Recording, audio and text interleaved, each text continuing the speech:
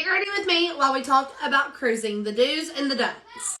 We just got off Carnival Paradise on Thursday of last week, and this is all my tips and tricks. It was my husband and I and our 5 kids, my parents, my brother, and my husband's parents that went. We bought this cruise last year on Black Friday and gave it as a Christmas gift to everybody. The date was November the 16th. And that is usually, like, the end of November is end of hurricane season. Never would I have thought that a hurricane was going to hit in November. So my first tip is do not go in the middle of hurricane season if you get motion sickness easily at all. Tropical Storm Sarah hit Honduras, which is where we was headed, like a day or two before we got there. The waters were super choppy. Now, we was on one of the smallest boats that Carnival has. I don't know if it was on a different boat. If it would be different. It felt like we was on a sailboat. It went this way. It went this way. Sea day. I couldn't even stand up. I threw up probably, I think I counted like 24 times. It did get better as the cruise went on. I still feel dizzy and I still feel like I'm rocking. I took Dramamine and Zofran like crazy and nothing worked. I was on deck 7 and midship. My parents and my in-laws, they had a room on the very front of the ship on deck 7 and it was 10 times worse in their room. So my second tip is always book midship. Now, I'm not sure if the higher decks or the lower decks are better, but definitely midship. My third tip is do not overpack. I'm easier said than done. I packed so much stuff because this was my kids' first cruise and I didn't know what we would need, and I have 5 kids and we used barely anything that we packed.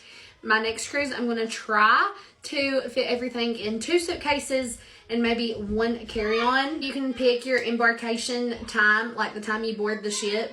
We picked 11 to 11:30, which was one of the earliest times that you can pick, and I'm glad we did. But note, if you have carry-ons, unless you are diamond status with Carnival or have a suite, then you have to carry your carry-ons with you until your room's ready. We went to the Lido deck and set all of our stuff down and got us and all the kids lunch and stayed there until the rooms opened up. It's been 7 years since I sailed the last time, and one thing Carnival has changed since we last sailed was muster stations.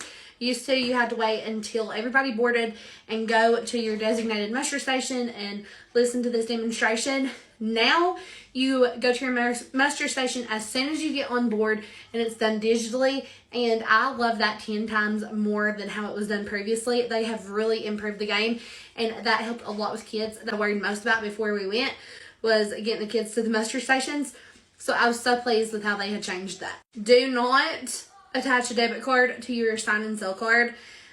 We did, and that was a lesson learned. We settled our account on Thursday before we got off the boat. It came out of our account. Everything was good. Yesterday, 2 days later, we woke up, checked our account, and there was an additional $209 taken out of our account, and it was repeat charges. So now all we can do is wait for Carnival to reimburse us, which could take up to 15 days for them to even call us back or dispute the charges with our bank. So definitely put cash on your sign and sell card or use a credit card. Make sure you bring cash when you get off on the islands, and bring more than you think you'll need, because our kids suckered us in to so much stuff. We bought every sloth in Honduras. This video is already at 4 minutes, so I'll do a part 2 if you guys want a part 2. Any specific questions that you want me to answer, let me know, because the more you know before you go, the better. Love y'all.